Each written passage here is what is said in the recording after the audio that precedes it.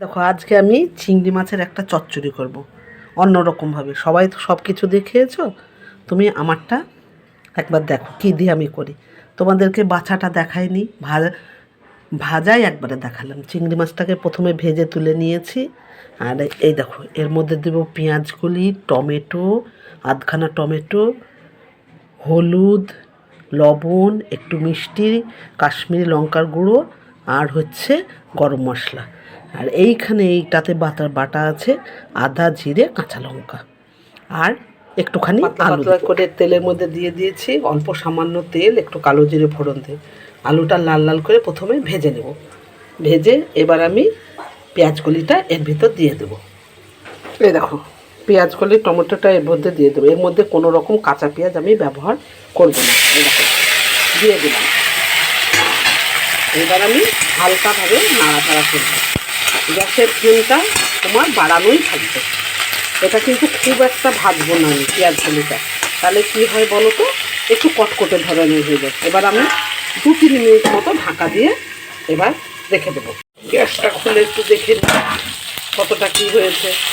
হ্যাঁ, হয়ে গেছে। এবার আমি মশলাগুলো দিয়ে দেবো সব। এবার আদা জিরে বাটাটাও দিয়ে দেবো। দেখো এবার আমি একটু নাড়াচাড়া করবো, আর ঢাকা দেবো না, তাই সব সেদ্ধ হয়ে গেছে। এবার আমি নাড়াচাড়া করবো যতক্ষণ না কষানো হচ্ছে। প্রায় হয়ে গেছে, 2-3 মিনিট লাগবে। এবার আমি চিংড়ি মাছটা এর মধ্যে দিয়ে দিলাম। একটু রসভাবে নামিয়ে দেবো। এইটা যদি তুমি একবার গরম ভাত দিয়ে খাও, তোমার হেভি লাগবে, এত টেস্টফুল। একটু নামানোর আগে ধনেপাতা দিয়ে নামিয়ে দেবে। কেউ তোমরা যদি ধনেপাতা খাও তাহলে দেবে, না হলে ওটা স্কিপ করবে। এই দেখো আমার রান্নাটা প্রায় শেষের দিকে। একটু সামান্য জল দেবো। আমার হয়ে গেছে। এবার সামান্য জল দিলাম, বেশি কিন্তু এর মধ্যে জল পড়বে না, সামান্য পরিমাণে।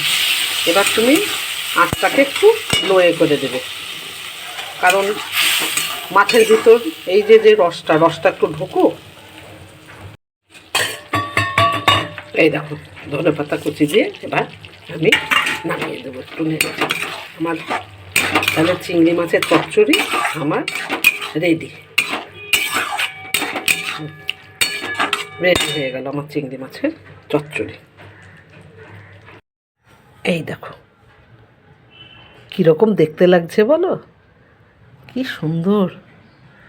কালারখানাও দারুণ এসছে। অনেক সময় দেখবা কালার না আসলে খেতেও ইচ্ছা যায় না।